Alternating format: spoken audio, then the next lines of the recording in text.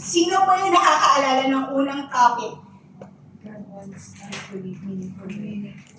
Meron, yes po. Ito po yung topic ko rin, parang pinaka-sermon series. Ano po yung first topic nito? Meron pong, ano po ba ang ulam po natin na ba? Meron bang extra rice na makaka-answer po correctly?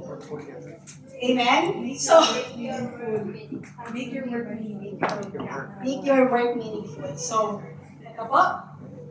And medyo ano lang po tayo, i-re-recall lang po natin kasi nagkaroon po tayo ng series break last week.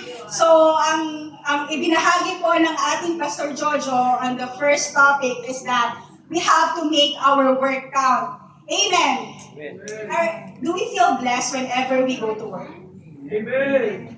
Nakita ko po ang ating Ate Liza. So, kami po ay magkatrabaho. So, alam po namin ang struggles ng bawat isa. But praise God, no, na kahit meron mga struggles sa trabaho, we are still blessed dahil po meron po tayong trabaho. Amen? Amen. So first topic po natin, konting recall lang po. Make your work count. What are the principles on how to make our work count? Yung first po, we have to view our work as God's calling. Ganun po pala yun. Alam nyo po, dun ko lang po na-realize na ibahagi ng ating Pastor Jojo is that all work pala is ministry. Whenever we talk about ministry, we only think about the work that we do in the church. Amen. Di ba po? Parang ganun po kasi dati yung aking perception na kapag sinabing ministry, it's about the work or the task that we do inside the church. But hindi po pala. Amen. Ang ministry mo pala can be what you do at work. Amen. So sabi nga po, whatever you do, whether in work or in deed, do it all for the glory of God. Amen. So sabi po dito, view your work as God's calling. We are all created by God to work. Ito po yung talagang design ng ating Panginoon. No, it doesn't mean po, di ba, na we are a stay-at-home mom o nagtatrabaho po tayo sa bahay, no? Isa po itong trabaho na ibinigay ng ating Panginoon. Sabi nga, work is a huge part of our life and whether we like it or not, we're going to spend so much time, no, sa workplaces natin. Amen? No? At meron pong dahilan kung bakit tayo, di ba po, ang ilan po sa atin ay nurse sa ospital. Amen? Merong dahilan kung bakit inilagay ka ng Panginoon bilang nurse sa ospital na yon, bilang nurse sa clinic na yon, di ba? Bilang nagtatrabaho sa damahan o sa anuman pong office, di ba po? Merong rason ng Panginoon kung bakit kanya inilagay sa lugaring iyon. Amen. Your work is your calling. All work is ministry. So it doesn't mean na we have to mag-excel lang tayo kasi nasa loob po tayo ng simbahan. No? Kahit sa trabaho, we are all encouraged to excel. Yes?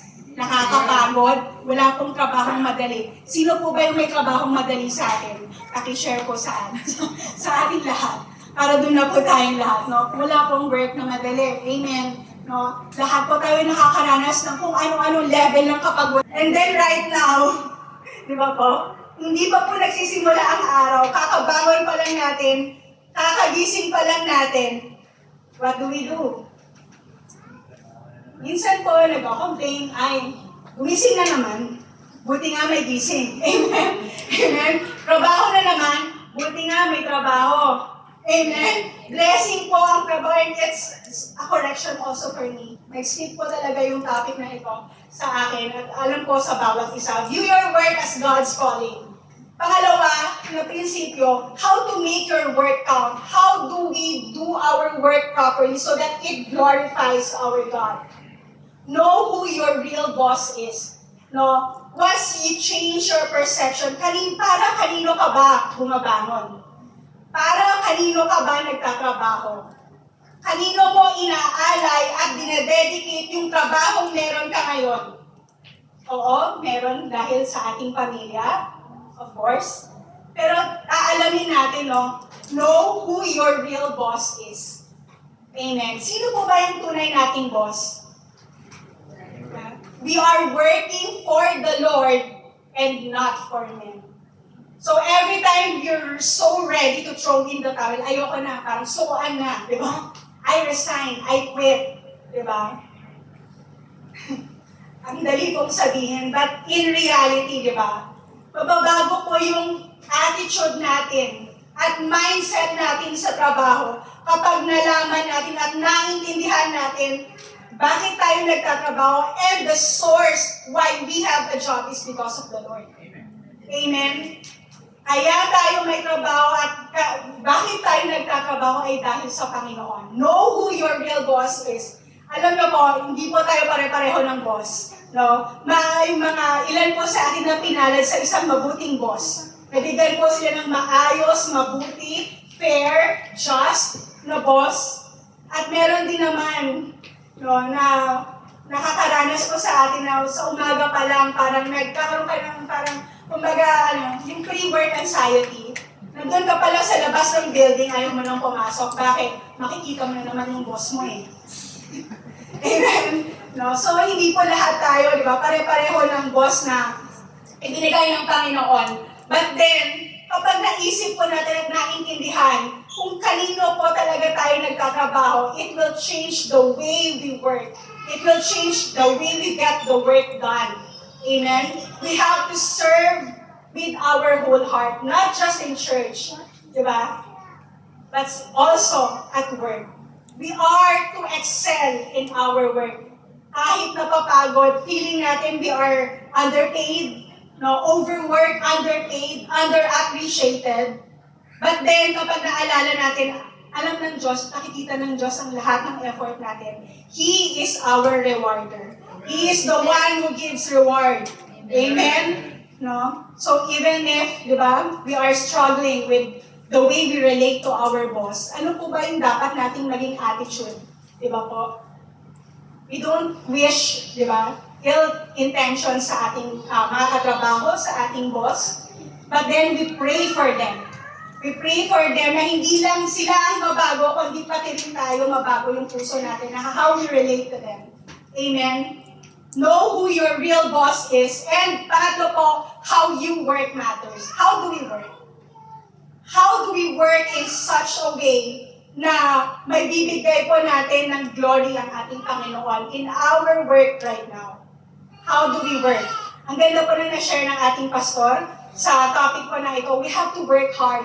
Alam niyo po, lagi pong tinuturo ng mundo ngayon, hindi na uso yung you work hard. You have to work smart. But then, I agree with our pastor.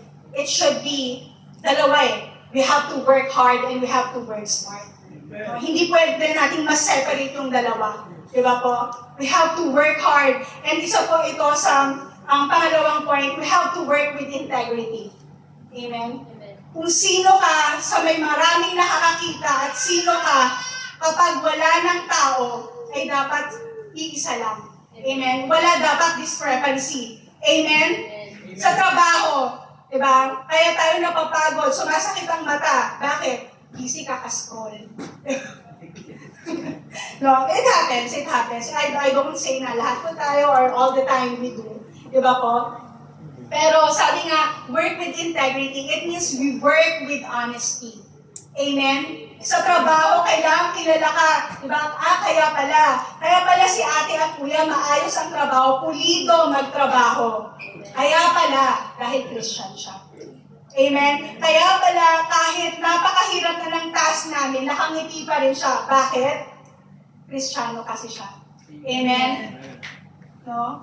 Kahit sa workplace natin, we have to uplift the Lord, no? We have to give God the glory that He deserves. Hindi pwedeng sa loob po ng panambahan ay, di ba po, porsigido tayong umawit, magpuri, di ba po, mag-serve sa Lord, and then, sa ating trabaho, we are known na magagalitin, amen? Palaaway, maraming kaaway, lagi nakikipagtalo, argumentative, no? Hindi po pwedeng ganon. Work hard, work with integrity. For what reason? Work to the glory of God. Amen? Whatever we do, whether in work or in deed, do it all for the glory of God. So kahit po tayo napapagod, we still have to give our best. Sa trabaho, kahit walang bonus, we still have to give our best. Amen. Isa po challenge yun sa amin. Kasi lahat po kami disheartened, no? Na-share na po, I think, marami na rin po nakakaalam yung hindi magandang nangyayari sa aming kumpanya. But then, at the end of the day, ay lagi kong sinasabi sa Panginoon, Lord, ito pa yung trabahong bigay mo. I am so thankful. Dahil dito, nagkakaroon ng means para masuportahan ko yung pamilya ko. I am so thankful dahil binago nito ang buhay ko. Dahil ito ay pagpapala mo. Do we view work that way? No? Or umaga pa lang mabigat na. Pasan na ang daigdig. Amen. So, ayun na po, just a quick recap. Quick recap of the first topic, make your work count. So, papunta pa lang po tayo sa exciting part. So, bago po tayo magpatuloy, i-share ko lang po yung napakagandang verse, no, na pwede po natin baunin sa ating trabaho. Colossians 3:17. Whatever you do, whether in word or deed, do it all in the name of the Lord Jesus, giving thanks to God the Father through Him. We glorify God not just inside the church, but in the places that He allowed us to be. Places of work, di ba po? We glorify God even in our offices, in the hospitals that we work for, no? Kung saan man po tayo nagtatrabaho ngayon. We give God the glory. And kapag may nakapansin sa maganda mong trabaho, sa maganda mong attitude sa trabaho, no?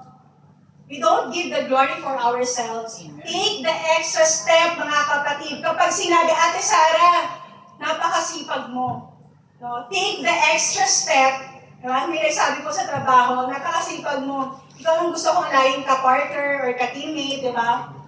Take the extra step and say, glory all belongs to the Lord. No?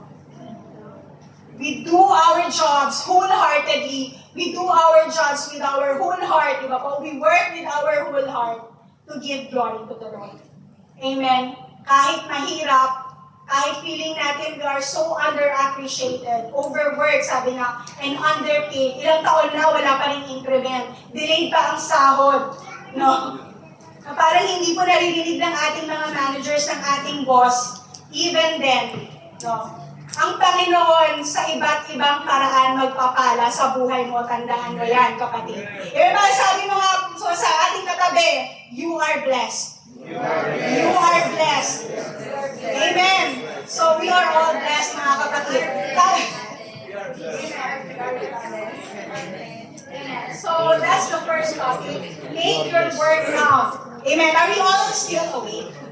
Okay po ba tayo? Here po ba ang lahat?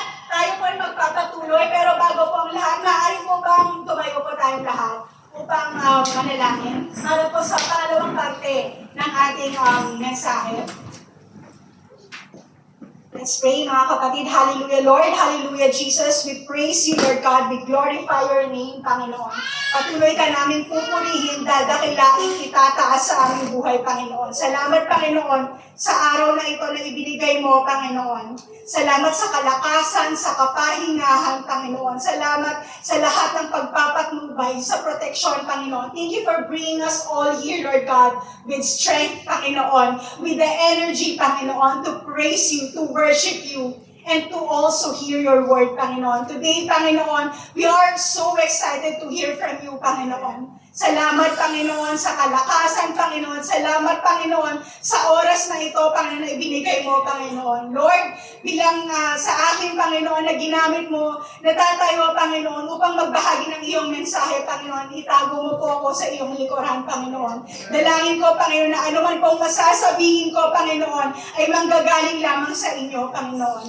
Ilangsan mo po ang aking bibig, Panginoon, at dalangin ko, Panginoon, na Lord God, ang strength, ang wisdom, ang anointing, Lord God, na sa'yo lamang manggagaling, Panginoon. And we pray for everyone, Panginoon. We pray, Lord God, sa lahat ng kapatirang naririto sa lugaring ito, Panginoon. Lord, buksan mo ang kanilang mga mata, tenga, isip at puso, Panginoon. Lord, huwag mong hahayaan, Panginoon, na sila'y nakikinig lamang, Panginoon. Dalangin namin, Lord God, na maintindihan ng bawat isa ang mensaheng ibabahagi mo sa gabing ito, Lord God. Gisingin mo kami, Lord God. Tanggalin mo anumang spirito, Panginoon, ng pagkaantok, Panginoon. Any spirit of distractions, Panginoon. Any spirit, Lord God, the tendency, Lord God, to check our social media, Panginoon. Lord, ikaw, Panginoon, para sa iyo, ang oras na ito, Panginoon, at dalangin namin, Panginoon, na patuloy kang mangusap sa aming mga buhay through your word, Lord God. Help us delight in your word, Panginoon, and help us to continuously seek your truth, Lord God, through your word, Panginoon. Salamat, salamat, Panginoon. Dalangin namin ang katagumpayan, Lord God, the entirety, Lord God, of this message and the entirety of this service, Panginoon. All for your glory alone, O God. We love you, Lord God, and we want to keep on hearing from you. In the mighty name of Jesus, we pray. Amen. Amen. So, tayo po ay po ulit. At nawa po, kung meron po tayo mga notebook and button, we can take down notes po. Para po, meron po tayong recall, di ba po? Pag tayo po ay umuwi na sa ating bahay. So, the first topic was that to make your work count. How do we make our life meaningful? Sabi nga po, di ba, we all have one life to live. How do you want to live your life? Mga ate at kuya. How do we want to live our life? No? We want to live our life with meaning, of course. Ayaw po natin, natatanda lang tayo na feeling po natin na sayang po yung mga taon sa ating buhay. Na sayang yung kalakasan natin. Kakagawa ng mga bagay na alam mo naman na hindi makakapagbigay ng benepisyo sa'yo in the long run. Di ba? Amen. Kaya po tayo nandito dahil ang bawat isa ay willing magpaayos sa Panginoon. Amen? Because we recognize our need for Christ.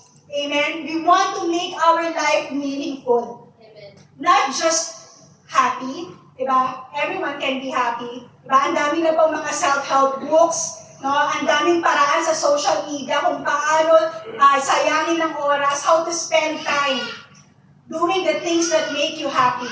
But are they right? And are they beneficial in the long run?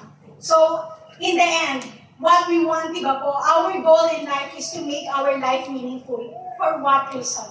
Diba po? Ang buhay na ito, diba po, hindi po, never po tayong dapat mamuhay ng talunan. Diba po? Talunan, disheartened, feeling mo lagi kang ape, feeling mo lagi kang biktima, diba? But we all want to be victors. Amen? We are more than conquerors through Him who loves us. Amen? So, we all want to live a life that is meaningful and purposeful. So, kagaya nga po, di ba, paano ba magkaroon ng isang buhay na may saysay? Di ba? Na may kahalagahan, kahulugan. We all want to have an impact and make a difference. Sabi nga, and our life is a gift from God. Do we all feel that our life is a gift from God? Amen. Na-appreciate mo ba natin yung paggising natin bawat araw? Amen. Nagigising pa tayo. Amen. No, ang hirap pong sabihin na sa pagbangon pa lang, gigising na naman, magtatrabaho na naman. Ha? Monday na naman. Buti nga may Monday. Amen. So, we all have one life to live and our life is a gift from God. So, we want to make sure that our life is meaningful. So, the first topic was to make our work count. And the second topic na ibabahagi ko sa gabi ito is to make your rest count. Our anchor verse, our Bible verse will come from Genesis 2, Genesis 2, verses 2 to 3. Basahin ko po, by the seventh day, God had finished the work He had been doing, so on the seventh day, He rested from all His work.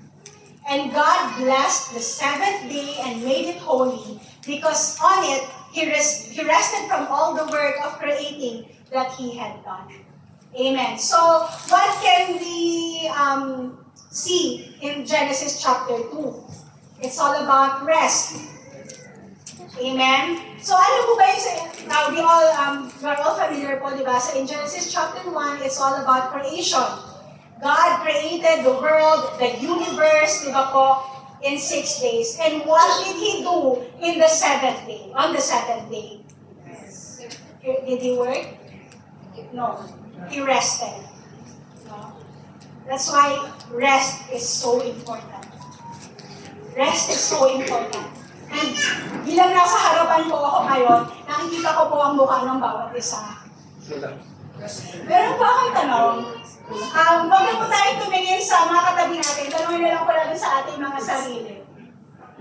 When was the last time you felt completely rested?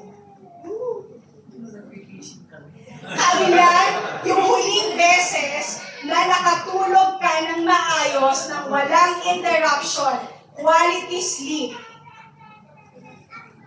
Sabi nga po, di ba, ang doctor's recommendation is 8 to 10 hours of sleep, 8 hours dahil tayo po ay busy people. So, kailan yung huling beses na nakapagpahinga ka ng maayos? Maaari pa yung iba, blessed, di ba? Parang kagabi lang, sabi ko ng iba. Sana ko yun. Meron po naman yung iba, parang last month kung nagbakasyon ako sa Pilipinas. Meron naman po yung iba, parang yung witness dun sa Senado, hindi ko na po maalala, Your Honor. No? Kailan po yung huling beses nakapagpahinga tayo ng maayos? Alam niyo po,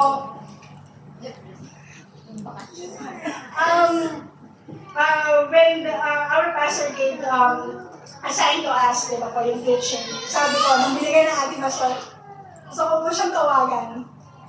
Talaga ba, pastor? Ito po ba yung topic na gusto ko pong ibigay sa akin? But alam niyo po, when I was preparing for this message, alam niyo po, the Lord works in wonderful ways po. Kasi lagi po natin naririnig ito, no? Kung sino yung tumatayo, siya yung unang natatamaan. Lagi pong naririnig po natin sa lahat yung tumatayo dito na nag-teach. No? How do we make our rest count? Sabi ko nga, tanong ko nga rin po sa akin sarili, kailan ba yung huling beses na nakatulog ako ng maayos na hindi ko iniisip yung target or yung deadline? Hindi ko na po maalala. So, sabi ko dito, di ba po, parang napaka-elusive, napaka-ilap, di ba po, ng rest sa atin bilang OFW. Ramdam po ba natin yun? Parang ang hirap, parang when we talk about rest is that, para siyang wishful thinking na lang bilang OFW. Lalo na po kung breadwinner tayo, no? Lalo na po kung we are a new mother. I can't imagine yung pagod. Nakita ko po si Ate Charm. I can't imagine po. Yung you are entering a new stage in your life. No? Meron pa ako narinig na parang may nag-joke po sa ating panambahan, ilang taon na daw po silang kuya.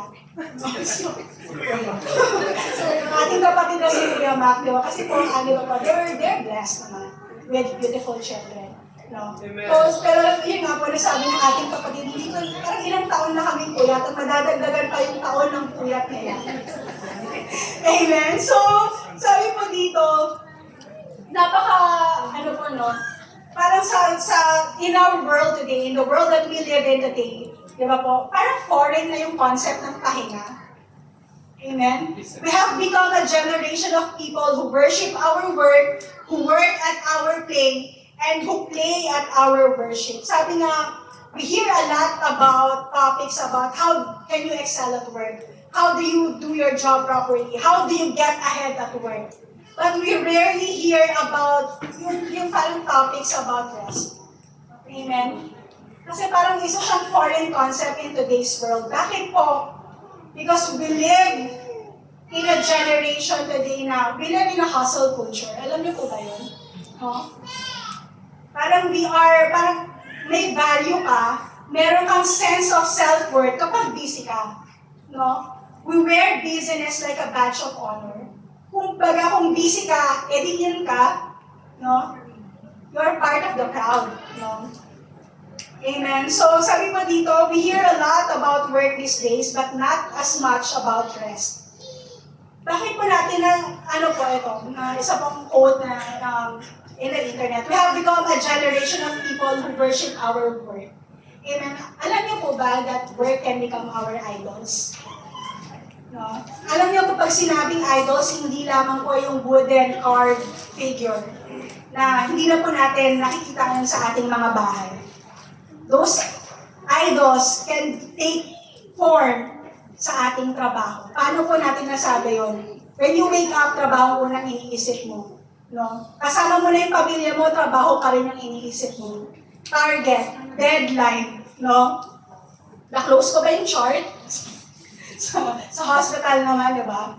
Nabigay ko ba yung meds ng pasyente ko? Trabaho pa rin yung iniisip natin. Kumbaga, wala po tayong, there's not a clear boundary. Wala pong clear boundary between work, no? How we are at work, di ba po, at work and our rest time. Amen? Our work can become our idols. Di ba po? Minsan, meron po sa atin, hindi lamang po 8 hours nagtatrabaho sa bawat araw. I'm speaking from experience. No. We can work for 10 hours, 12 hours, sometimes 15 hours, 16. Talagang tulog lang ang pahinga, literal. Amen. So, we hear a lot about work, but resting is such a foreign concept. No, we say we worship our work because our identity, our sense of fulfillment, di ba? Feeling natin ngayon at this age, di ba po? Kapag may trabaho ka, may halaga ka. Di ba? Yung fulfillment mo, yung contentment natin, sometimes it is so closely tied, di ba, sa ating trabaho. Amen? Our identity, our sense of self-worth, our conversations still, di ba? Nagla-lunch na pero trabaho pa rin ang pinag-uusapan. Amen? It became so normal for us to be workaholics. Taas po ba ang kamay ng mga workaholics dito? It became so normal for us to be workaholics, caffeine dependent. No? 7 a.m. parang alam niyo po ba na dapat daw ang ideal time na pag-drink ko ng coffee is 9:30 onwards. No? 9:30. Minsan po, wala pa pong alas 5. Umiinom na po tayo ng kape, tanghali, hapon, gabi. Because we become so dependent. Diba? Para po tayo maging awake, di ba po, sa trabaho. We work for more than 10 hours a day. And we are more sleep-deprived than ever. Tingnan po natin yung ating mga katabi. This is a generation that is more anxious, more troubled, more worried, and more sleep-deprived than ever before. No? Rest, di ba po? Parang ano na lang siya yung parang once in a blue moon mo na lang ma-experience. Yung quality na rest na pinag-uusapan po natin. We forgot how to be a Mary because we are so used to being a Martha. Naalala po ba natin yung story ni Mary and Martha?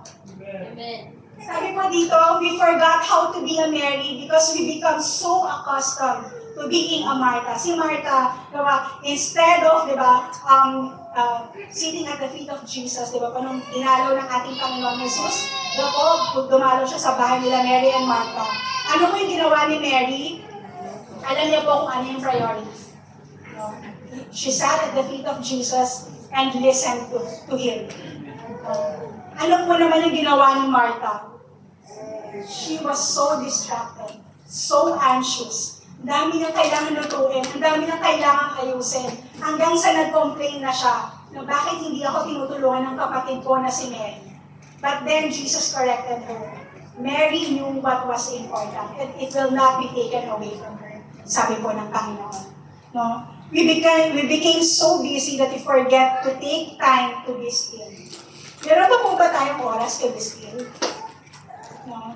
To find that quality time with the Lord, to read the Bible, yung unheard na hindi lang yung sa Bible app, yung talagang sa Bible talaga natin binabasa.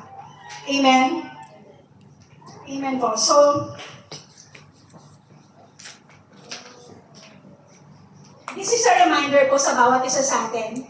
God does not call us to work ourselves to the point of exhaustion. Hindi po sinabi ng Panginoon nung kinreate po niya tayo at tayo po ay dinesign niya magtrabaho, hindi niya po sinabi, you have to work to the bone, or you have to work to death, or to the point of exhaustion. Rather, He calls you to live a life of balance. Sa office po, sa aming kumpanya, meron po silang parang pinopromote na work-life balance. work-life balance. But I guess, marami po sa amin nagpe-fail. Sabi po ng Panginoon, He called you to live a life of balance. It's not just about work 24/7 and until you drop. Hindi po ganun, di ba? Hindi naman niya po sinabing, rest ka lang ng rest all year round. No? Hindi niya po sinabing, maging tamad po tayo at huwag lang magtrabaho. He called us to live a balanced life. Amen? Amen po. Amen.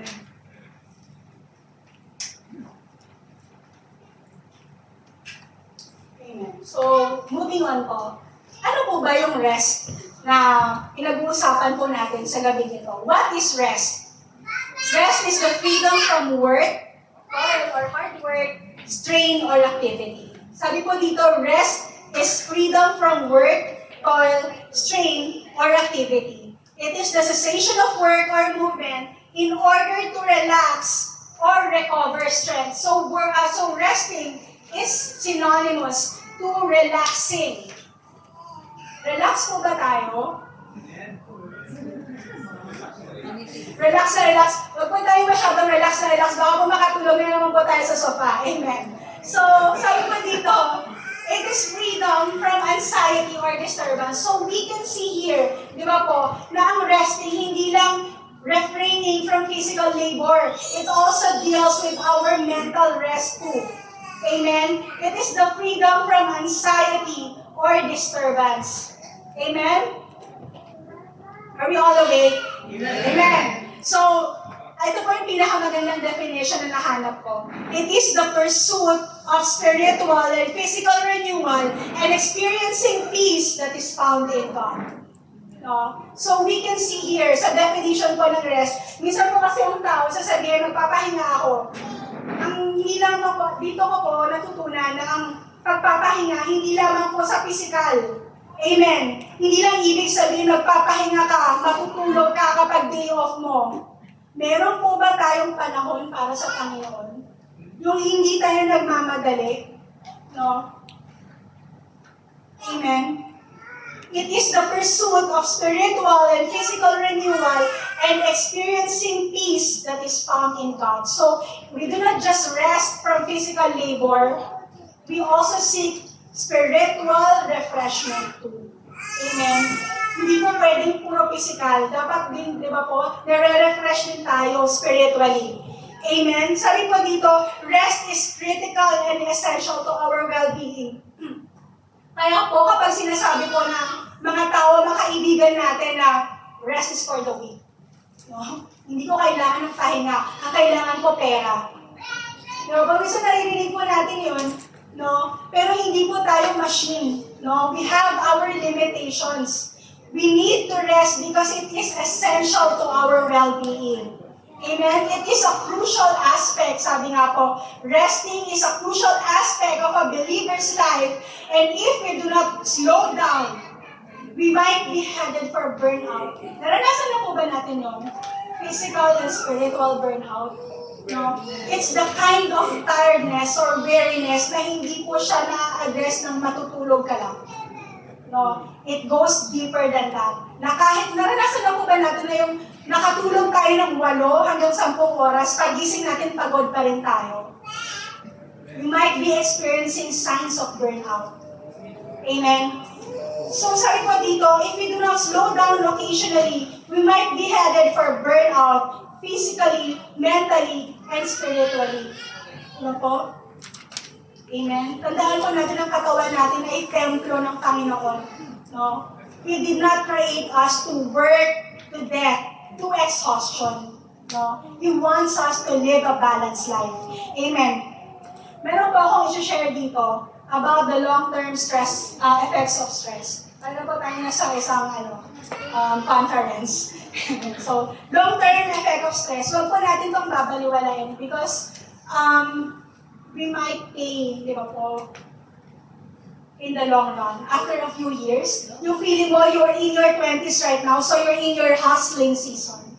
Nasa 20s ka pa, feeling mo ang dami mo pang lakas and yung energy. So nagpupuyat ka, nag-OT ka, nag-stay ka sa trabaho, ginagawa mo yung mga dapat hindi mo naman ginagawa, di ba? You overwork, Di ba po? At pag uwi ng bahay, nanonood ka pa ng K-drama. Di ba po? Ang dami mo pong ginagawa sa buhay. Na instead na nagpapahinga ka na, maaaring singilin po tayo ng ating katawan in a few years time.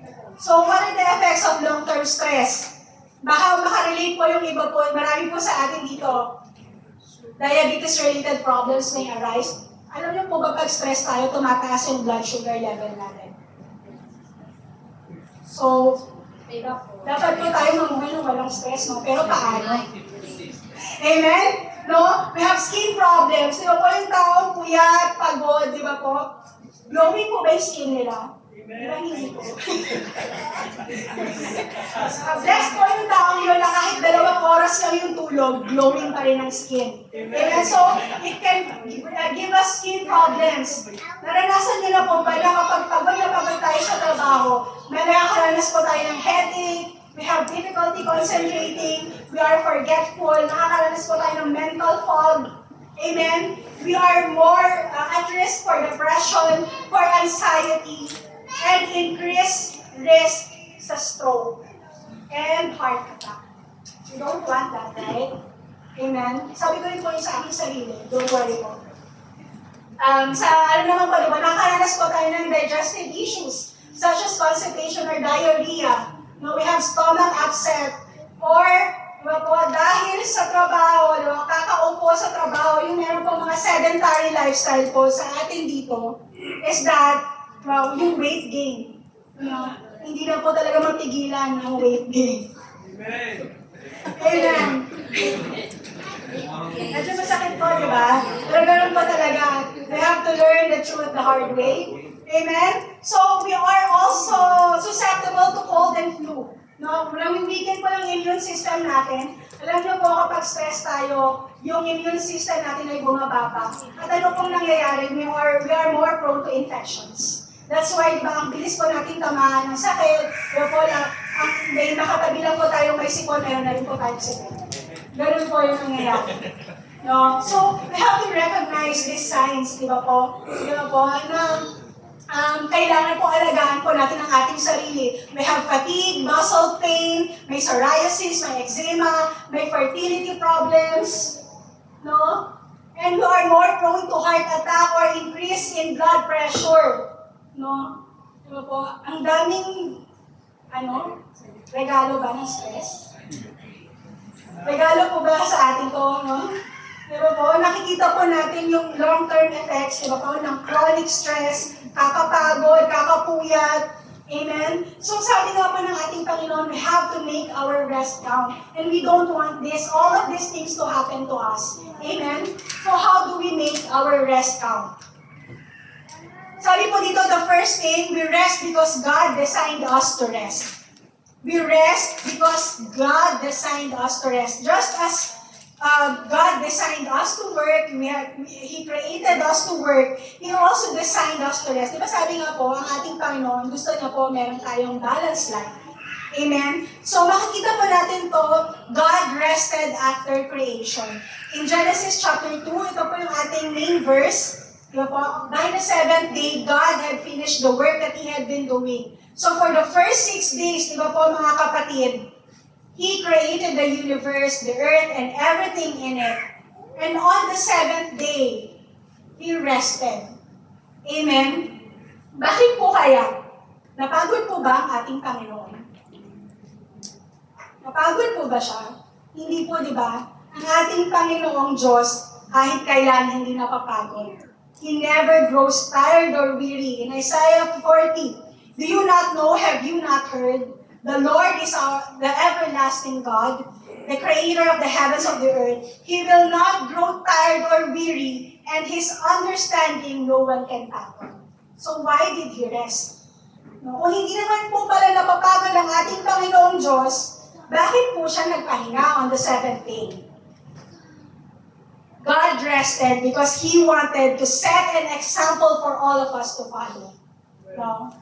He rested para meron tayong pattern on how we go about our day. Na hindi lamang po puro trabaho ng trabaho 24/7. Pag uwi ng bahay, magtatrabaho pa din dahil marami pong lilinisin, huhugasan, lalabhan. Di ba po? Hindi po ganon. No? God rested on the seventh day because He wanted to set an example for all of us to follow. Amen? Amen po. Are you all following po? Medyo, marami po ba tayong natututunan? Kasi po, nung pinaprepare ko po itong mensahe ito ng ating Panginoon, marami po akong na-realize. Marami po akong natutunan about rest. Amen? So, pangalawang konsepto po, bakit po sinabing God designed us to rest? God rested because He was setting a pattern for you and me. That life is not just about working, but life is also about resting. After you work, of course. Amen? So, sabi po dito, God gave us the Sabbath. What does the Sabbath mean? Sabbath means literally a day of rest. No? It means to cease, to stop, to refrain from working. Amen? At makikita po natin ito in Exodus 20, verses 8 to 11, sabi po ng ating Panginoon, remember the Sabbath by keeping it holy. 6 days you shall labor and do all your work, but the seventh day is a Sabbath to the Lord your God. On it, sabi po dito, you shall not do any work, neither you, nor your son or daughter, nor your manservant or maidservant, nor your animals, nor the alien within your gates. For in 6 days the Lord made the heavens and the earth, the sea, and all that is in them. But He rested on the seventh day. Therefore, the Lord blessed the Sabbath day and made it holy. So is the fourth commandment. Sa 10 Commandments, remember po? Sabi po dito, remember the Sabbath day by keeping it holy. So sabi po, sa madaling sabi, there's a one day, it's the seventh day of every week, wherein God's people, including all of their children, their servants, and all the animals within their field, to cease, to stop from working. No? Bakit po? Sabi po dito, the Sabbath is God's gift to us. The Sabbath is God's gift to us. Your day of rest, mga kapatid, your day of rest is a gift. No? So we have to keep it holy. No? Kapag rest day po natin, ano pong ginagawa natin?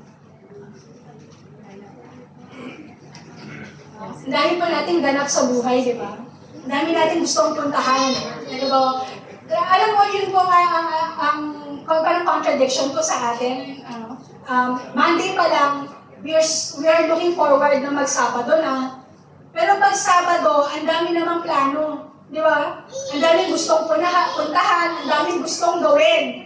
And in the end, ano pong nangyayari? Sunday pa lang pagod ka na. Amen? Sunday pa lang pagod ka na. At come Monday, ayaw mo na magtrabaho dahil napagod ka buong weekend. No? Kaka-side hustle. I'm not saying it's bad, no? But we have to learn to keep the balance. Amen? Kaka-travel, di ba po?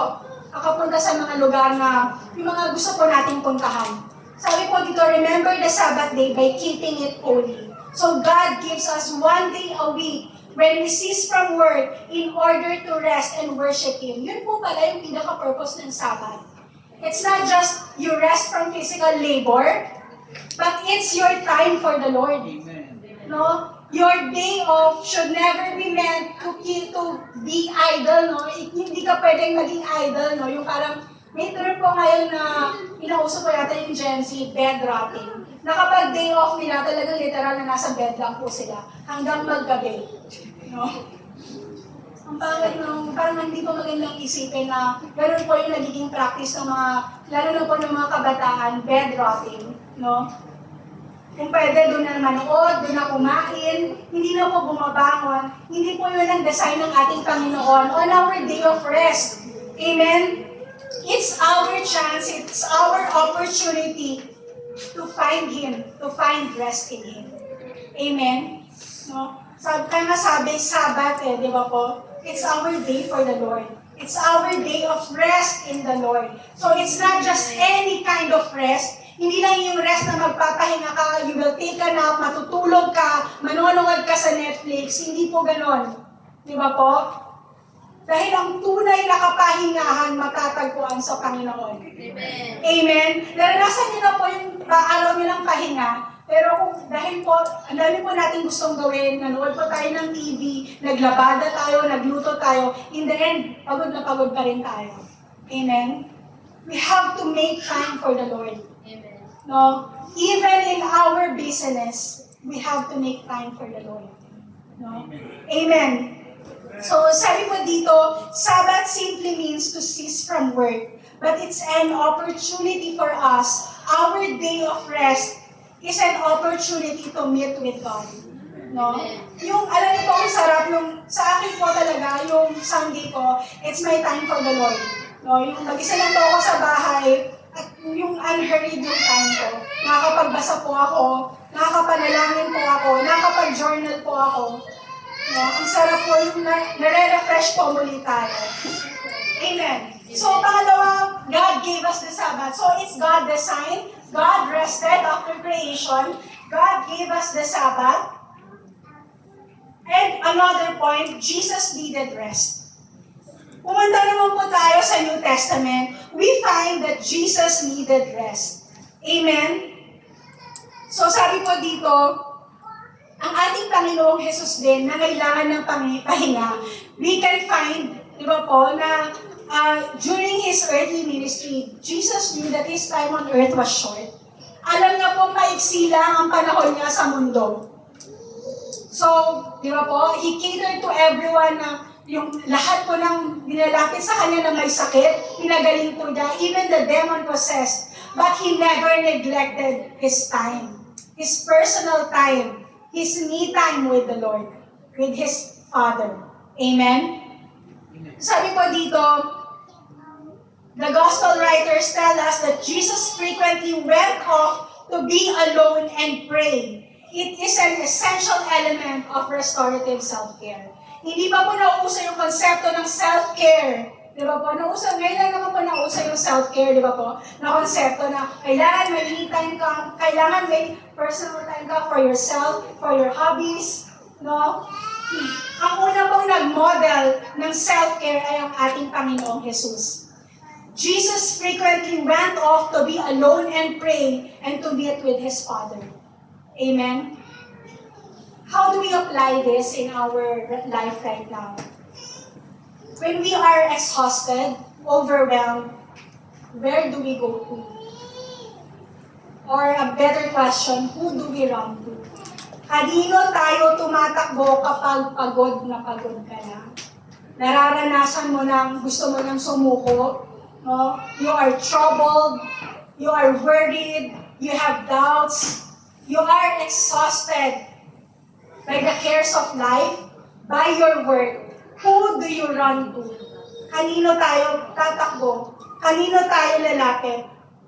Amen? It's so important for us na meron po tayong safe space, secret place to meet with God. Amen? Choose to enter into the secret place with God. No? When life gets overwhelming, mga kapatid, kailangan meron kang little corner in your house, di ba po, where you can pray without distractions. No? Meron po ba tayong corner na gano'n sa ating mga bahay? No? I understand po na hindi naman po tayo lahat ay may flat or may villa. Yung iba sa atin naka-partition. Pero napaka-importante po na kahit meron po tayong little corner in the house where we can pray, no? We can just cry out to God. Amen? Meron po ba tayong ganon? So, ito po ang encouragement sa atin. Jesus modeled self-care. No? He went off to be alone. He went to the mountains to pray early in the morning, diba? After His ministry. Amen? And we're told a number of ways how He did it. He rested on His own. He met with His Father. He rested with His disciples over a meal. And He rested with friends. Jesus rested with friends over a meal. So sabi nga po, kung ang ating Panginoong Jesus nga nagpapahinga, bakit ikaw ayaw mong ibigay yun sa sarili mo? Bakit madamot tayong ibigay yun sa ating sarili? Amen? Huwag po tayong maging madamot sa ating sarili, ibigay yung kapahingahan na gustong ibigay sa atin ng ating Panginoon. Amen? find your secret place and meet with God on your Sabbath. Diba? On your day of rest. No? It's so important. No? No matter how busy life gets. No? Na meron po tayong panahon para po sa ating Panginoon.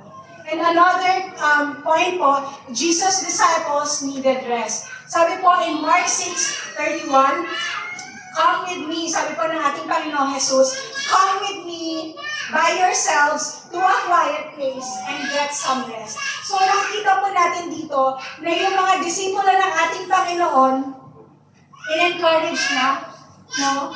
Because He knew, Jesus knew na yung work ahead during the day, marami po silang kailangang gawin.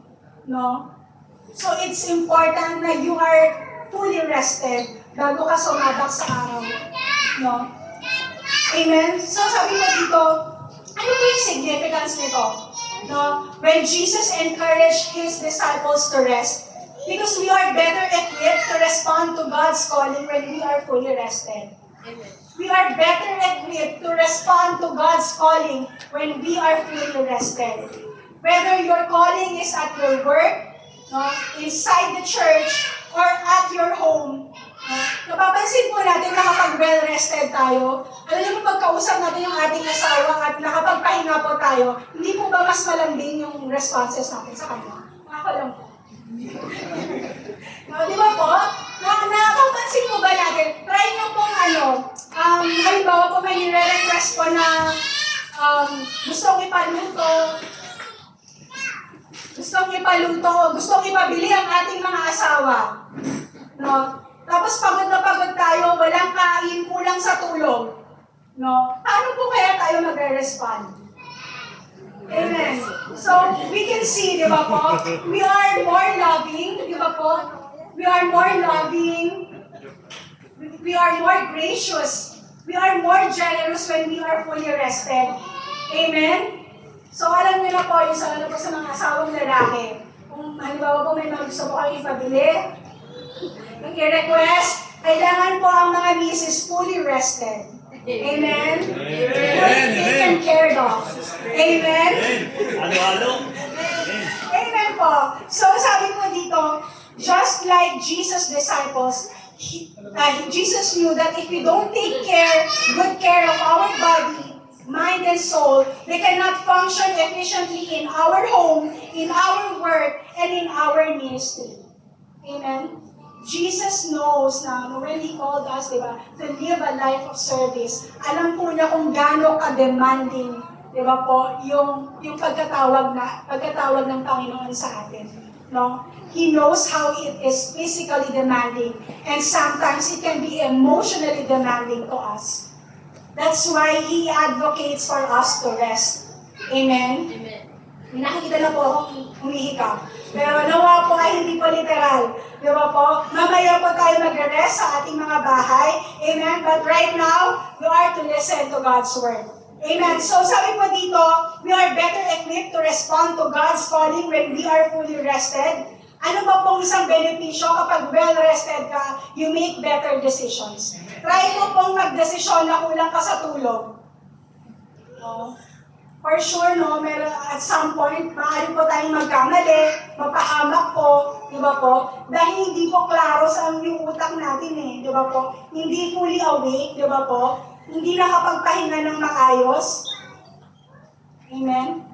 And our attitude towards other people, most especially our significant other, are more Christ-like. Di ba? Sabi nga po kanina, kapag rested tayo, yung responses natin, lalo na po sa ating mga asawa, they are more loving, mas malambing, di ba po? Amen? Mas gracious. Amen. So, moving on po, the second point, ano po yung how do we make our rest count? We rest to enjoy God's gift. Amen. We rest to enjoy God's gift. In 1 Timothy 4, everything God created is good, and nothing is to be rejected if it is received with thanksgiving, because it is consecrated by the word of God and prayer. Amen. So, sabi po dito, the second point, we rest to enjoy God's gift. Do we take time in our day of rest to enjoy God's gift. Sabi po dito, ano po yung example ng regalo ng Panginoon?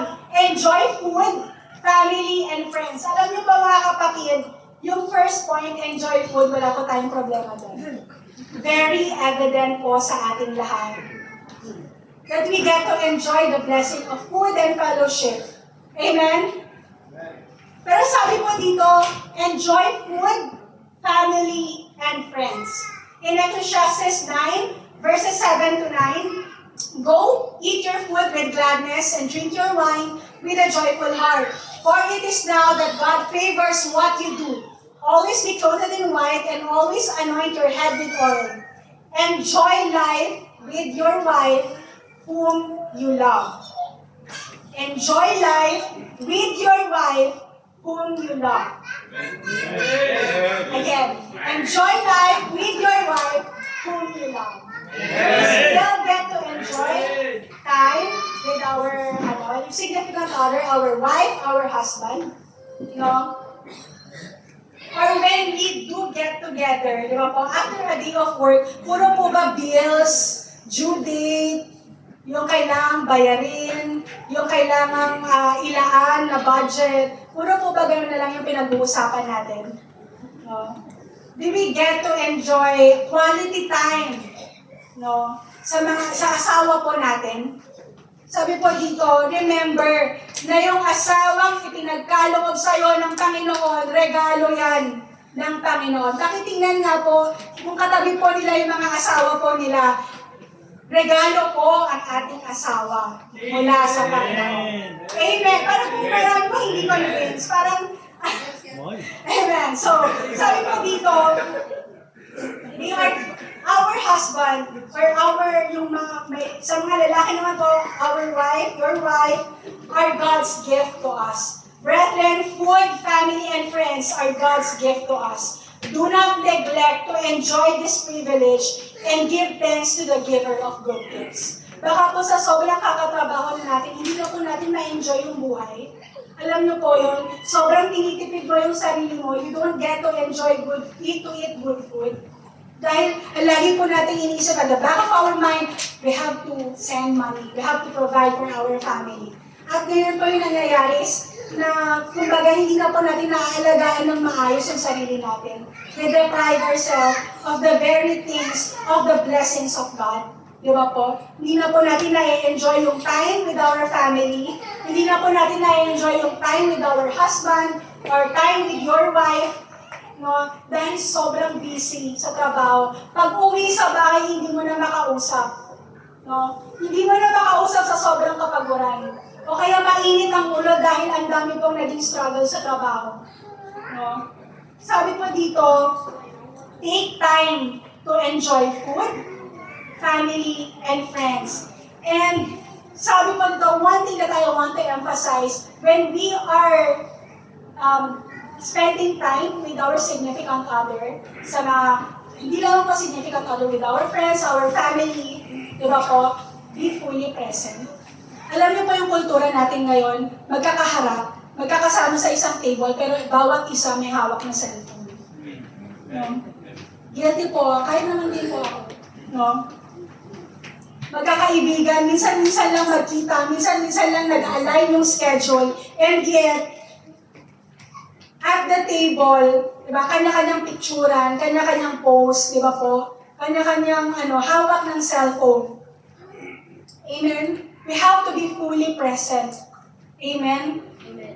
Take time to eat slowly. Kapag day off mo, dahil sa trabaho, lalo na po sa mga nagtatrabaho sa ospital, wala po silang proper time, yung to eat talaga, yung hindi po, lagi po nagmamadali, So sa trabaho, alam po natin na kumbaga, di ba po, kung ano naman po madampo, dahil na po yung kakainin natin. Pero kapag day off po natin, when it's our day of rest, take time to eat food slowly.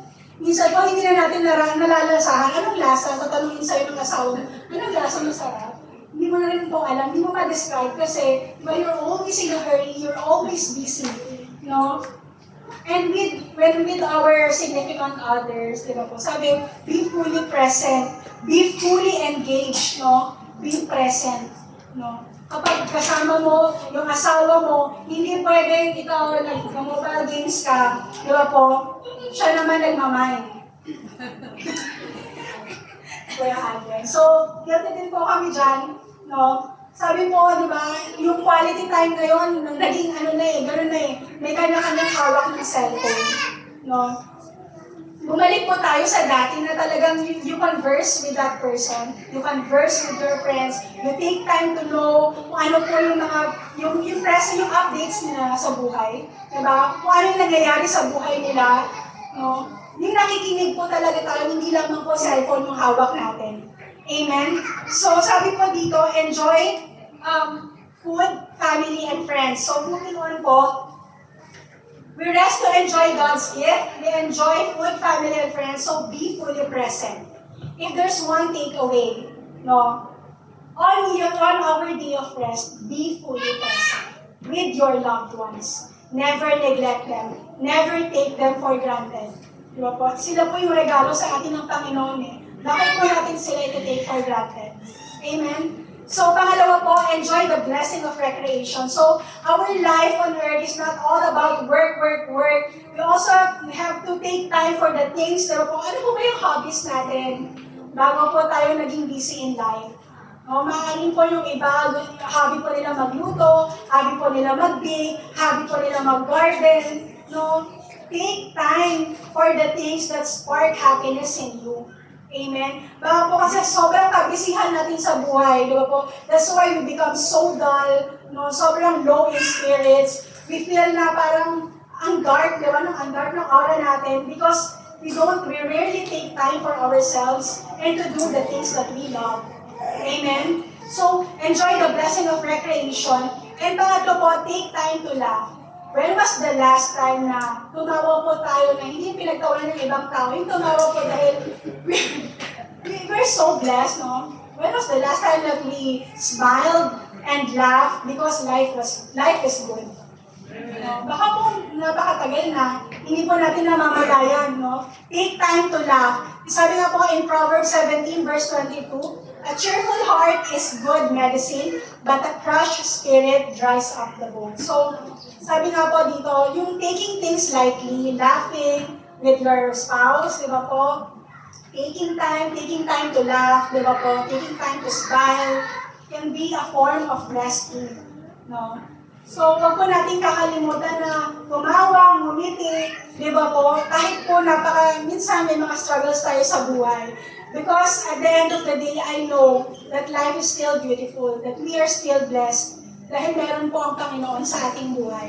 Amen? Amen po. So, sa pangatlong point na po, the third point, and the last point, we rest because we trust God. Sa paggawa po ng mensaheng ito, dito ko po natutunan, na-realize na ang pagpapahinga pala is an act of trust sa ating Panginoon. How so? Because resting, sabi nga po, it is an act of trust because it requires a certain level of surrender. When you're resting, you surrender your worries, you surrender your cares to the Lord. Diba po? Na parang sinasabi mo sa'yo, it's okay to sleep. Dahil hindi naman titigil ang mundo kapag nag-sleep ka, di ba? Natulog ka ng 8 oras. The world will move on. So it's okay to rest, mga kapatid. It's okay to sleep. It's okay to pause and take time to meet with God. Amen? Sabi po dito, rest is an act of trust because in resting, sa pagpapahinga, we can let our guard down knowing that God will provide for the very details of our life. Sa lahat ng detalye, sa lahat ng aspeto ng buhay natin, the Lord will provide. Pakisabi mo po sa katabi mo, mukhang inaantok na, the Lord will provide. Amen. The Lord will provide, mga ate at kuya. So, there's no use to be so anxious, so troubled, diba? That you really take time na enjoy for yung ngayon dahil ang iniisip mo na paano kami ng pamilya ko bukas, paano kami ng asawa ko in the next 5 years, no?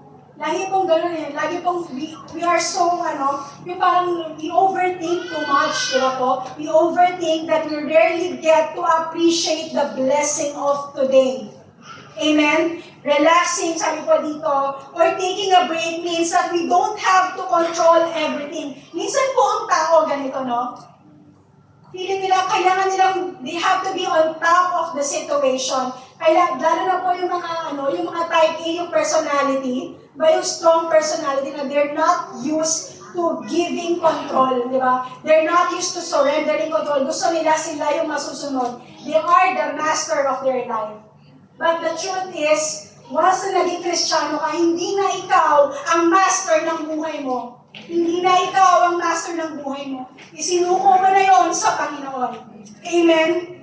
Sabi pa dito, it means we don't have to control everything because God is in control. Sabi po dito, rest is an act of trust in God. We rest because we trust God's provision. Amen. We rest because we trust God's provision. The Lord God will provide for you and your entire family and your future generation. We trust God's provision and protection. In one of my favorite verses in the Bible, Psalms 23, the Lord is my shepherd, I shall not be in want. He makes me lie down in green pastures. He leads me beside quiet waters. He restores my soul. No? Ang ating Panginoong Jesus ang ating pastor. Amen. No? At tayo ang kanyang tuka. Amen? At bilang siya ay isang mabuting pastor, kahit kailan, no? As long as you are with God, as long as you are abiding in God, you are following Him, kahit kailan hindi ka niya pababayaan. Amen. We have to, ano po talaga, it really spoke to me. Because as a person, as a woman, I tend to overthink. No, bilang babae yata, ganun, nakita ko po si Ate Sana, hindi ko po alam kung ganun din siya, pero bilang babae, we overthink, no? Nandito pa lang na sa year 2024, yung utang natin nasa 2029 na, 2030. Ano kami in 10 years time, ano kami in 5 years, ano na yung na-achieve namin. We keep on hustling, no? We keep on, parang feeling natin, we have to be productive. We have to be productive all the time, kasi feeling natin na baka, alam mo yung mindset natin sometimes na we live in a mindset of scarcity. Baka maubusan, baka mawalan kami kapag ganito, kapag nagpahinga ako, paano na yung mga bills namin na never ending. No? Ganun. Sabi ko dito, we trust God's provision and protection. In Psalms 23, ang ating Diyos ay ating mabuting pastor. No? He does not just provide for our basic needs, He also restores our soul. No? He does not address your physical needs. He does not just address our physical needs, but He also restores us spiritually. Kaya bakit po tayo minsan nawawalan ng, nawawalan po yung importansya, yung hindi po natin, nare-neglect po natin yung time natin sa ating Panginoon. Sabi po dito,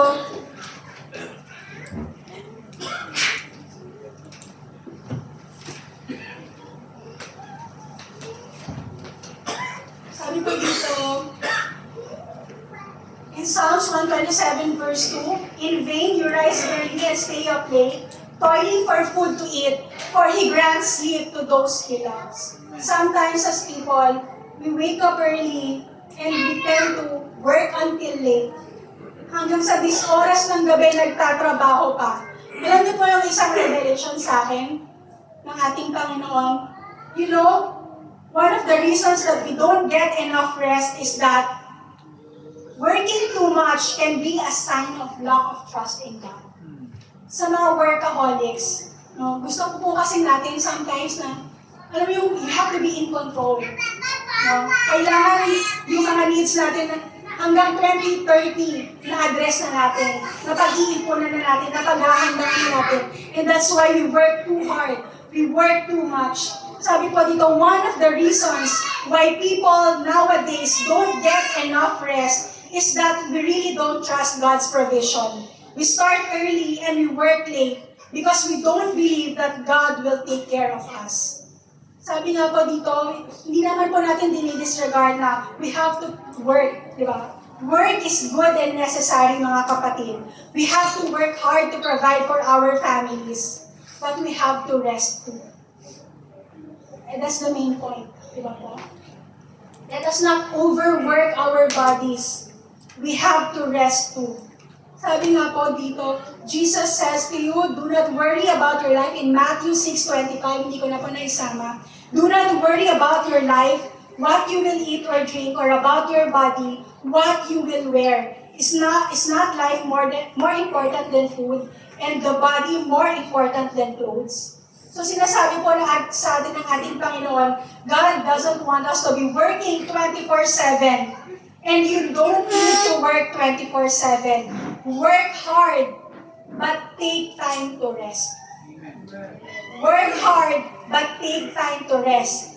Kaya we as Christians, we are able to take rest because we trust in God's provision. Amen. Gusto ko pong i-share itong napakagandang verse from Psalms 37, verse 25. I was young, and now am old, yet I have never seen the righteous forsaken, or their children begging bread.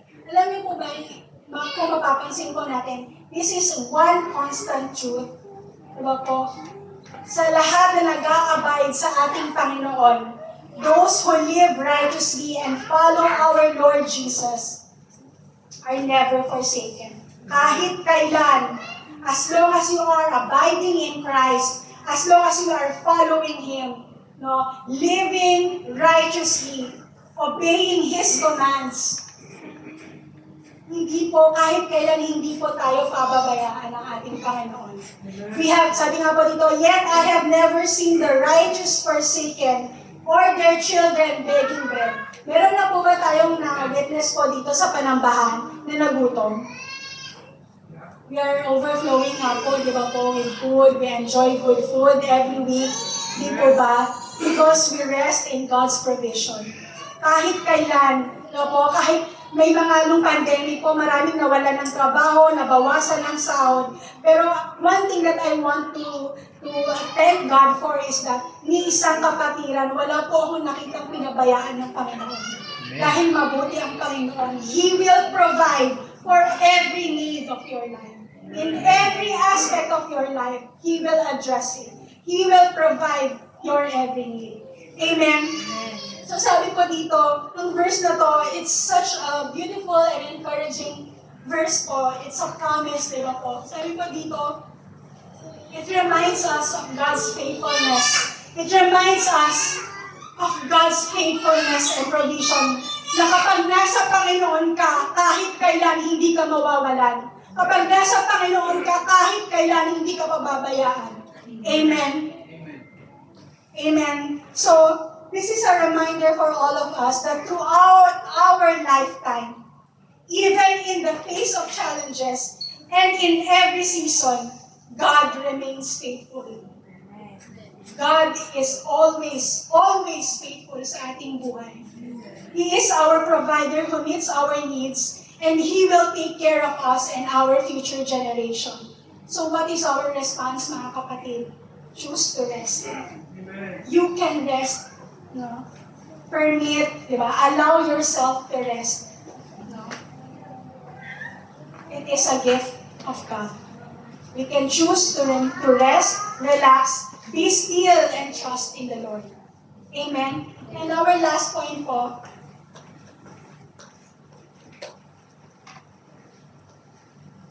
we rest because we trust God, and in that po, we trust God's salvation. Sabi po dito in Matthew 11:28-30, come to me, all of you who are weary and burdened, and I will give you rest. Take my yoke upon you and learn from me, for I am gentle and humble in heart, and you will find rest for your souls. For my yoke is easy, and my burden is light. It's such a beautiful invitation. Pagod ka ba, kapatid? Do you sometimes feel defeated by life's problems, trials, struggles at work, no? Trials after trials, di ba po? Sabi po ng ating Panginoong Jesus, come to Him. No? Lumapit tayo sa Kanya. Ano po yung criteria? All those who are weary and burdened. Perhaps po, sa mga kasama po natin na hindi po nakakaranas ng kapaguran, pero parang imposible po lahat po tayo napapagod. Wala pong epekto itong verse na ito sa atin. This verse doesn't hold much meaning sa mga taong hindi napapagod. Pero alam ko po, ang bawat tao may kanya-kanyang kapaguran. Pero sabi po ng Panginoon, ano po yung criteria? Those who are weary and burdened, we must come to Him. At ano po yung kaya niyang ibigay? He will give us rest. Sabi po nito ng ating Panginoon, take my yoke upon you and learn from me, for I am gentle and humble in heart, and you will find rest for your souls. Meron po akong i-share po na image ng yoke, dahil lagi po natin itong naririnig. Ito pong Matthew 11:28-30 is a familiar Bible verse po sa ating lahat. No? Come to me, all of you who are weary and burdened. Sabi po ng Panginoon, take my yoke upon you and learn from Him. So, what is a yoke? Isa po itong, during the time of the Lord, isa po itong piece of wooden, paano ko ba i-describe? It's a wooden piece na kinoconnect po yung dalawang animals. Ano po yung purpose ng yoke? Kapag kinabit po itong wooden piece na ito, sabay po silang hihila dun sa cart. Sabay po silang hihila para po hindi po masyadong mabigat yung load sa isang animal. So they have to have a partner. So kapag sinabi po ng Panginoon, take my yoke upon you, no? He is inviting us to come to Him. He wants us to surrender our burdens, di ba po? Yung kapaguran natin, all our anxiety, all our fears. No? Kasi sabi niya, take my yoke upon you. When we take the yoke of the Lord, we are already in union with Him. Kumbaga, di ba po, kapag tayo lang yung pumapasa ng problema natin, nakakapagod po, di ba? Ang bigat-bigat. Pero kapag kasama natin ng Panginoon, di po ba mas gumagaan yung buhay? Amen. Bakit po may tendency po tayo sarilinin yung problema po natin? Diba po? Why do we tend to keep it all to ourselves, bottle it up, until one time, nasasabog na lang tayo? Dahil overflowing na po yung stress, yung anxiety, diba po, yung fears and yung doubts po sa ating isip, sa ating buhay. Sabi po ng Panginoon, lumapit po tayo sa Kanya. Amen. Lumapit po tayo sa Kanya, and He will give us rest. So, our Lord Jesus is in the business of exchanges. Yung i-exchange niya, ano ba yung willing kang i-surrender ngayon, kapatid?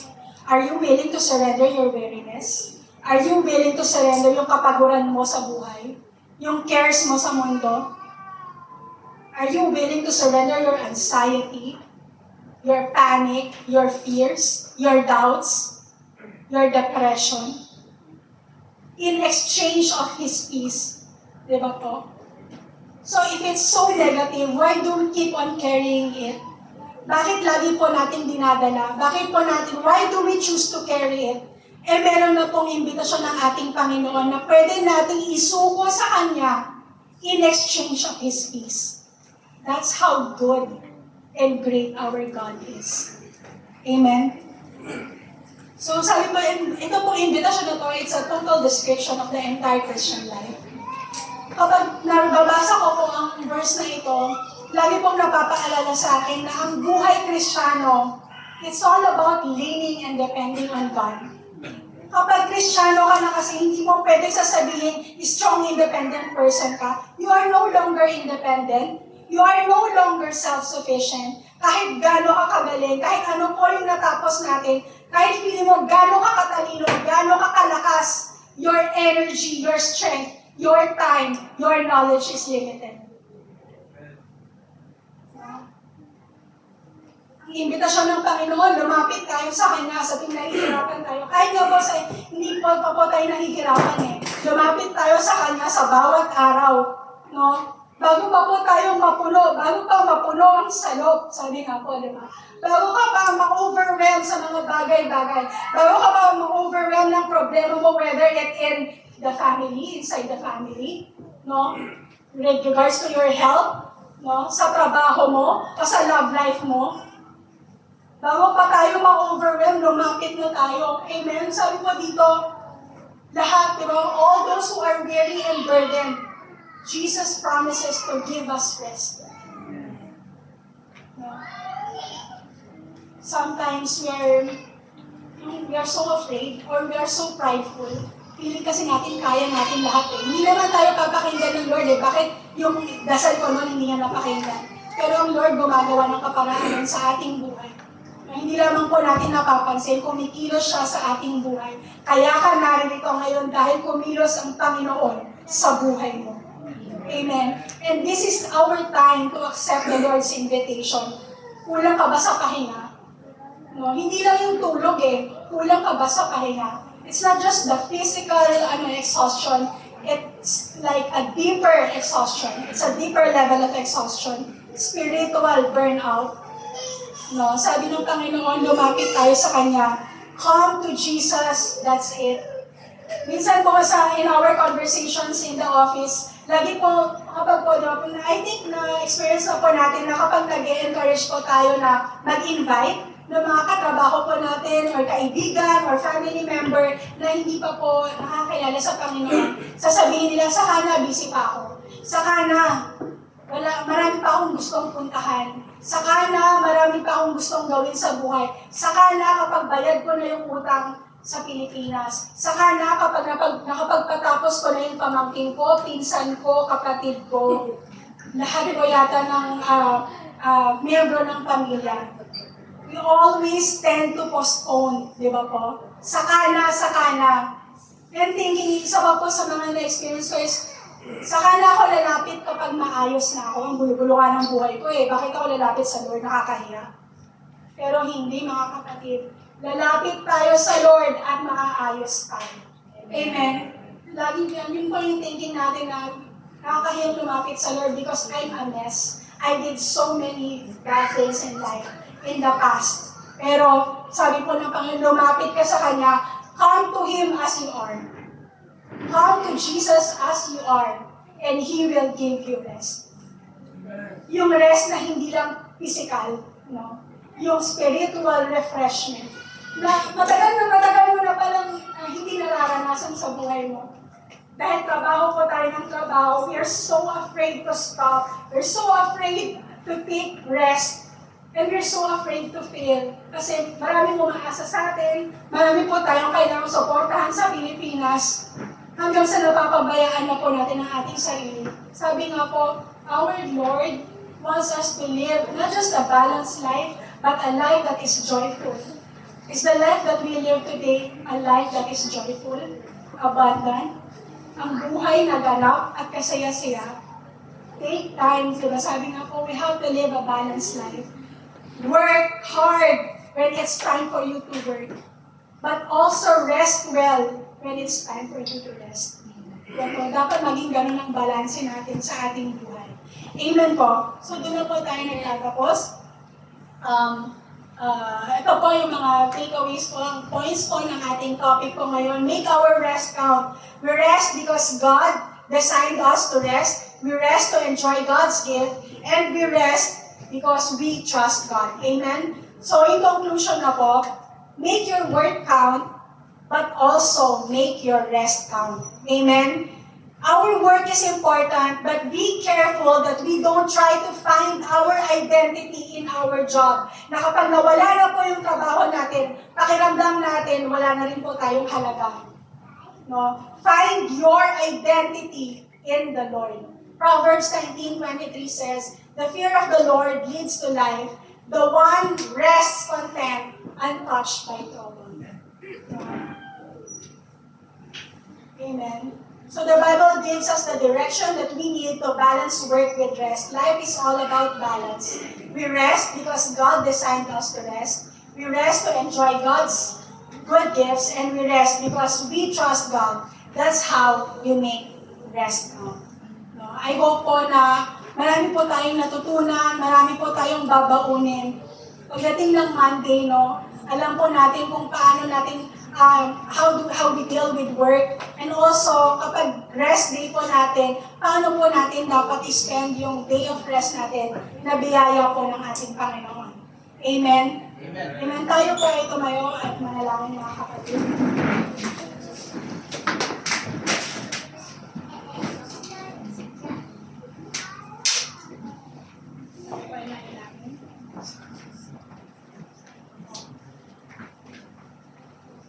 In Isaiah 40, verse 31, the word says, "Yet those who wait for the Lord will renew their strength. They will mount up their wings like eagles. They will run and not get tired. They will walk and not become weary." Salamat, Panginoon. We thank you, Jesus, for your word today. Thank you, Lord God, for this day of rest, Panginoon. Salamat sa salita mo, Panginoon. Nagpababago, Lord God, ng aming kaisipan tungkol sa pahinga at sa trabaho, Panginoon. Salamat, Lord God, for teaching us to live a balanced life, Panginoon. Patawad, Panginoon, sa maraming pagkakataon, Panginoon, na hindi namin pinili ang pahinga, Panginoon. We overwork our bodies, Lord God, because we're so afraid to fail. We're so afraid that we won't have enough, Panginoon. We're so full of pride, Panginoon. At ngayon, Panginoon, kami po ay lumalapit sa inyo because we recognize our need for you. Help us, Lord God, to willingly surrender all our fears, our doubts, our anxious thoughts, Lord God. Sabi mo, Panginoon, sa iyong salita, that we will come to you if we are weary and heavy laden, Panginoon. If we are burdened by life, Panginoon. Salamat, Panginoon, sa iyong imbitasyon, Lord God. We know that you are always with us, Lord God. Na kahit anong oras, Panginoon, pwede kaming lumapit sa inyo, Lord God, when things get overwhelming. When life gets overwhelming, Panginoon. Lord, salamat, ikaw ang aming tunay na kapahingahan, Panginoon. Sa kaguluhan, Panginoon, na nararanasan namin sa mundo, Panginoon. Sa sitwasyon na meron kami, Lord God, sa mga pagsubok, sa mga trials, Panginoon. Ikaw ang aming kapahingahan at kapayapaan, Panginoon. Thank you, Jesus, that you are our source of true peace and true and everlasting rest, Panginoon. Today, Lord God, help us, Lord God, to find our rest in you, Panginoon. Help us exchange our worries, Lord God, our weaknesses, our doubts, Lord God, in exchange of your peace, your love, and your grace, Panginoon. Help us, Lord God, to experience the joy of being in your presence, Panginoon. Maaaring matagal na namin hindi nararanasan iyon, Panginoon, sa daming pagsubok ng buhay, sa kapaguran, Panginoon. But Lord, right now, Panginoon, we are opening up our life to you, our heart to you, Panginoon. Come fill us, Lord God, with your love, Lord God, with your grace, Panginoon. Fill us to the brim, Lord God. Fill us to the overflowing, Panginoon. Dalangin po namin, Panginoon, that you will equip us, Lord God, and empower us for the work that we have to do, Lord God. But we also want to pray right now, Panginoon, to teach us how to rest well, Panginoon. And in our daily busyness, Lord God, we pray, Panginoon, that we will make time for you, Panginoon. Kahit gaano ka-busy ang buhay, Panginoon, dalangin namin, Panginoon, na ipaalala mo, Panginoon, to make time, Lord God, to meet with you, Lord God, to read your word, to pray, Lord God, to listen to you, Panginoon. We pray, Panginoon, that you will help us renew our mind, our body, our spirit, Lord God. Help us, Lord God, to live a life that is meaningful, Lord God. To live a life that has balance, Panginoon. Salamat, Lord God, sa regalo mong trabaho sa amin, Panginoon. At salamat din po, Panginoon, sa regalo mong pahinga, Lord God. Help us, Lord God, to never take things for granted, Panginoon. We also pray, Panginoon, sa aming mga kapatid na nakakaranas, Lord God, ng mga karamdaman, Panginoon. Sila'y pagalingin mo, Panginoon. We pray, Lord God, for their healing, Lord God, for the healing of our family, Lord God, in the Philippines, Lord God, for our parents, Lord God, our relatives, Lord God, our siblings, Panginoon, nangangailangan ng kagalingan, Panginoon. Sila rin po, Panginoon, ay bigyan mo po, Panginoon, na hindi lang po nakagalingan, Lord God, kundi ng kapahingahan, Panginoon, from all the troubles of life, Panginoon. Lord, we believe, Lord God, that you are our great healer, our great provider, Lord God. And you are the giver of rest, Panginoon. Salamat, Panginoon. Tulungan mo po kami, Panginoon, na ma-enjoy po ang lahat ng regalo, Lord God, lahat ng biyayang bigay mo, Panginoon. In the mighty name of Jesus, we pray. Amen.